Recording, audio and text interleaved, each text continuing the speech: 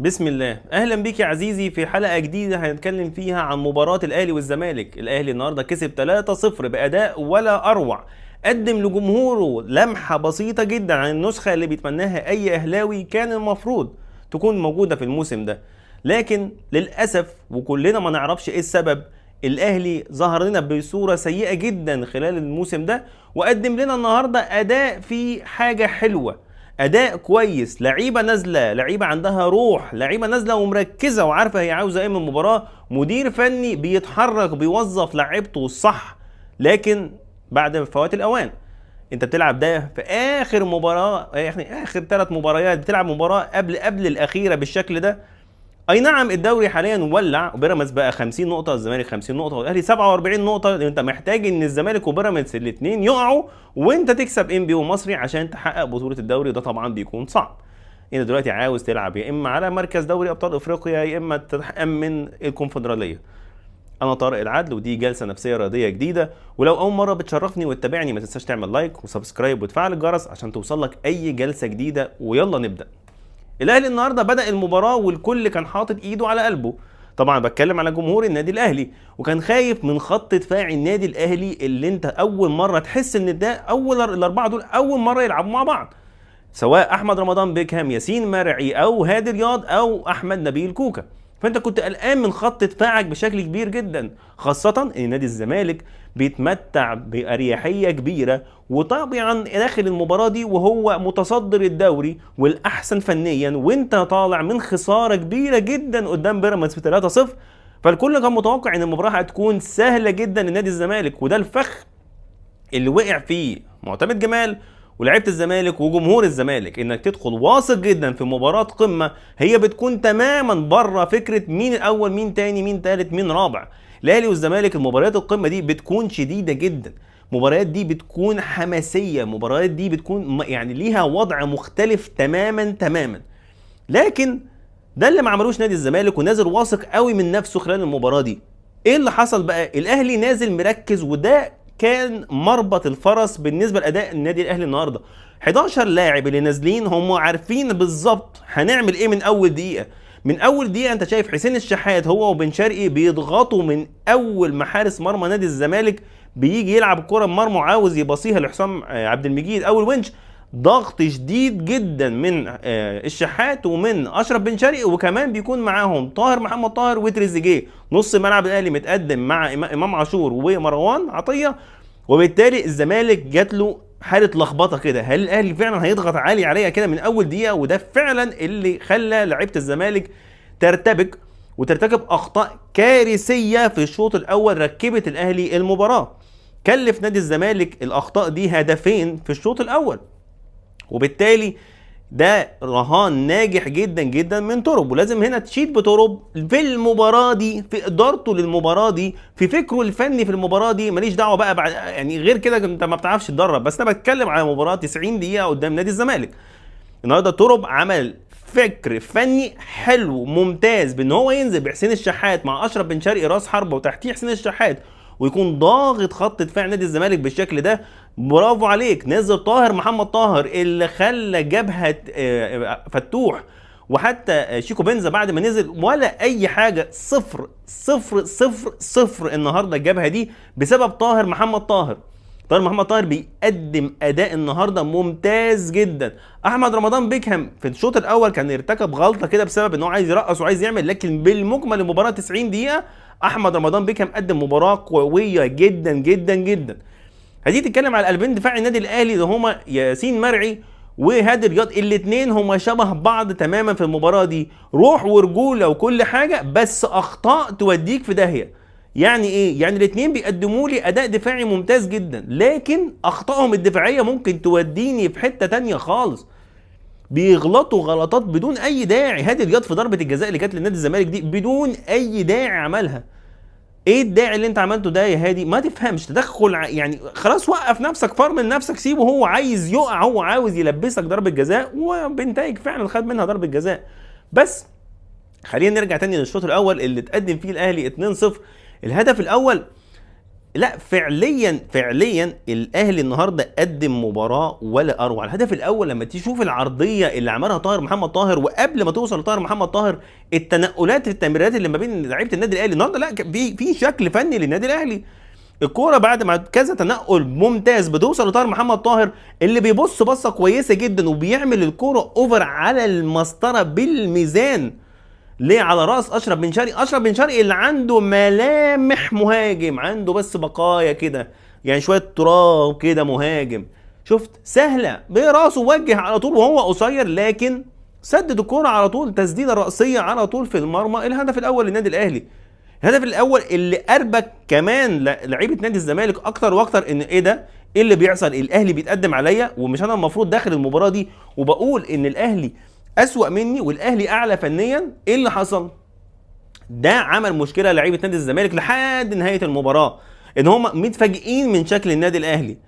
بتيجي بعد كده بتشوف اخطاء الدفاع الكارثيه من نادي الزمالك وحسام عبد المجيد. حسام عبد المجيد اللي شايف حاله وتقريبا كان بيسمع سوشيال ميديا، سواء سوشيال ميديا الاهلي سواء سوشيال ميديا الزمالك، ان هو اقوى مدافع في مصر، احسن مدافع في مصر. وبالتالي ايه اللي حصل؟ الغرور يا ساده هو ممكن يدمر اي لاعب، وده اللي حصل من حسام عبد المجيد في كوره ملهاش اي 30 لازمه. هو انت مش مضغوط عليك بالشكل القوي قوي عشان تمرر تمريره في نص الملعب. اعتقد محمد شحاته هو اللي باص له الكوره بشكل خاطئ جدا جدا. طبعا الكوره تتقطع، يستغلها اشرف بن شرقي وياخد الكوره يرقص ويعمل تمريره دواء لحسين الشحات اللي بيعملها بكل بيستنى لما حارس مرمى الزمالك بيطلع وبيعملها لوب من فوقه، والهدف الثاني للنادي الاهلي. ودي القضيه لنادي الزمالك. نادي الزمالك خلاص هو من الهدف الثاني ايه اللي بيحصل؟ سيناريوهات بقى القمه بدات تحصل، الاهلي بدا يرجع تاني. وخد بالك لولا، وده هنتكلم عليها في نهايه المباراه، جمهور الزمالك حلوه منه قوي ان هو فضل لحد نهايه المباراه وشجع في الفريق بتاعه، لان فعليا انت ممكن تخسر كل حاجه. ممكن تخسر نهائي الكونفدراليه وممكن تخسر الدوري، الماتشين اللي جايين تقع فيهم وتلاقي نفسك يا اما بيراميدز هو اللي متوج ببطوله الدوري يا اما الاهلي. انت فاهم؟ فهي دي نقطه لازم لعيبه الزمالك تكون واعيه لده، يلا الدوري هيروح منهم. وطبعا ده ما يشغلناش، احنا يشغلنا النادي الاهلي. بنتكلم بقى ان بعد الهدف الثاني لحسين الشحات لما جابه خلاص الاهلي بدا يشوف نفسه، اللعيبه بدات تحس حالها ان هي لا انا اقدر، انا انا ركبت المباراه 2-0 بيخلص الشوط الاول. الاهلي فعليا لا شكلك كويس النادي الاهلي شكله كويس. بيبدا الشوط الثاني، والشوط الثاني طبيعي جدا الاهلي مش هينزل ضاغط تاني لان طبعا المخزون البدني انت كده عايز تخلصه، فالاهلي بيتراجع. فالزمالك بيشكل خطوره على النادي الاهلي بشكل كبير وبيستطيع فعلا ان هو ياخد ضربه جزاء. ضربه الجزاء اللي اتكلمنا عليها اللي هي كانت فيها غشم السنين من هادي رياض، ان هو الكوره بنتايج جاي وبيجري هو مش هيعرف يعمل بيها حاجه. انت لو كنت رحت بس بدل ما انت رايح بالاتجاه ده رايح ناحيه بنتايج، لو كنت مشيت معاه وقف حطيت رجلك او حطيت جسمك الموضوع انتهى والهجمه راحت. لكن تدخل كان سيء جدا جدا جدا من هادي رياض، والحكم فعلا يحسب ضربه جزاء. ممكن بقى حكم ما يحسبهاش، حكم يحسبها، بس المهم ان هي تحسب ضربه جزاء. وبيتألق فيها مصطفى شوبير اللي النهارده من ضمن مكاسب المباراه ان تاني الحارس بتاعك الموهوب اللي هو مصطفى شوبير بترجع له الثقه كمان مره، بيرجع له احساسه ان هو حارس كبير، بيرجع له احساسه ان هو عنده امكانيات كبيره وبيتصدر ضربه الجزاء. وده خطا من كابتن معتمد جمال كمان ان هو يخلي حسام عبد المجيد هو اللي يشوط الكوره في ظل ان هو اصلا متسبب في خطا في الهدف الثاني. وبالتالي ما كانش له اي داعي ان حسام عبد المجيد شاطها سيئه جدا جدا جدا. وطبعا في تالق وحسن توقع من مصطفى شوبير وبيحرز وبيتصدى مصطفى شوبير للفرصه دي، ودي كانت كفيله ان هي تقضي على امال نادي الزمالك. الزمالك لو كان جاب الكره دي كان هيبقى فيه فرصه كبيره جدا ان هو يحرز التعادل، لكن مصطفى شوبير بيتالق وبيخلينا متقدمين 2-0 لغايه في بعد كده في الشوط الثاني.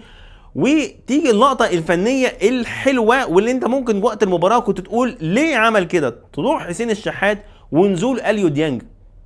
فعليا ده انت ممكن تكون قلقت من فكره لا يعني حسين الشحات ممكن يكون مخزون البدني خلاص انتهى، وبالتالي انت محتاج تامن نص الملعب. ديانج بينزل جنب مروان وامام بيتقدم بياخد مكان حسين الشحات، ودي كانت تبديله ما فيهاش اي مشاكل. وفعليا يعني امنت نوعا ما خط دفاعك ونص ملعبك بشكل كويس.